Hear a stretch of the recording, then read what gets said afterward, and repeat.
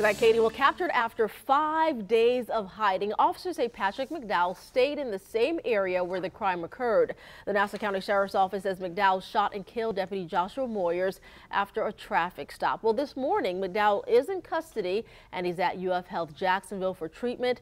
We have team coverage for you of the arrest this morning. We want to begin with Leah Shields. She is right outside of UF Health this morning. What do we know about McDowell's injuries, Leah?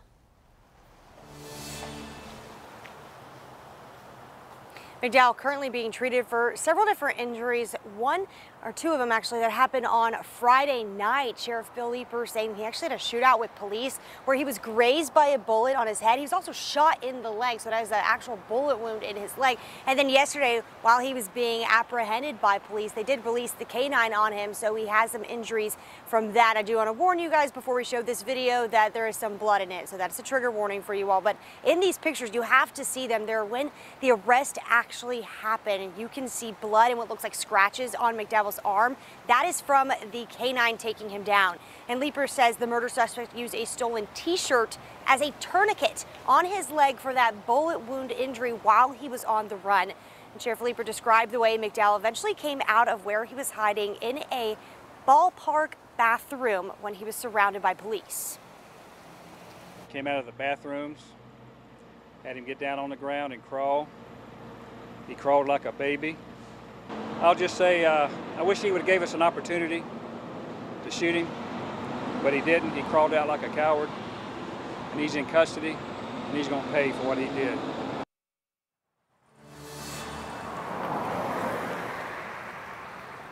The next step in this case for McDowell will be a first appearance in court, but of course, he's still in the hospital, so that could be delayed a few days. And we do know from Leeper that there were other people involved in all of this. He says at least one other person has been arrested for aiding or abetting McDowell, and he says there could be more arrests to come. In Jacksonville, Leah Shields, First Coast News on your side.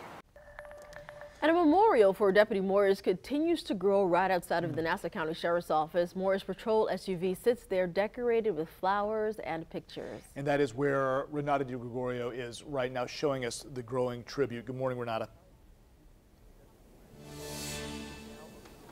Good morning, Lou. Yeah, we've even had someone who stopped by this morning to come by and take a picture of this that you can see over here. It's the deputy's old car. There is a blue wreath on the grill. There's a black mourning band that goes around the hood. And of course, you can see a ton of pictures and of flowers. And people are really encouraged to come over here and pay their tribute to this hometown hero.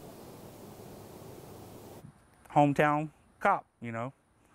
Just everybody knew him like everybody else does. As a community mourns the loss of Deputy Joshua Moyers, 29 years old and in the middle of planning his wedding, relief is found in the capture of his accused killer. When we got word that he had been surrounded and that was just about going to be the end of it, I was very happy. In front of the Nassau County Sheriff's Office in Yulee sits a lone squad vehicle in the courtyard. A picture of Deputy Moyers on the windshield and a blue wreath on the grill. When I found out, I was devastated.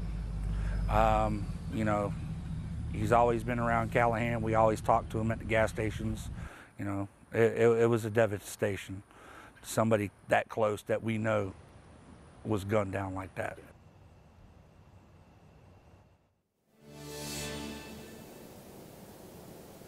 The woman who stopped by this morning actually said a really similar thing, that she drives by his house every day. You can see the flags are also at half staff. Now, if you're not able to make it over here to help, you can still help by donating to the GoFundMe that goes to his fiance.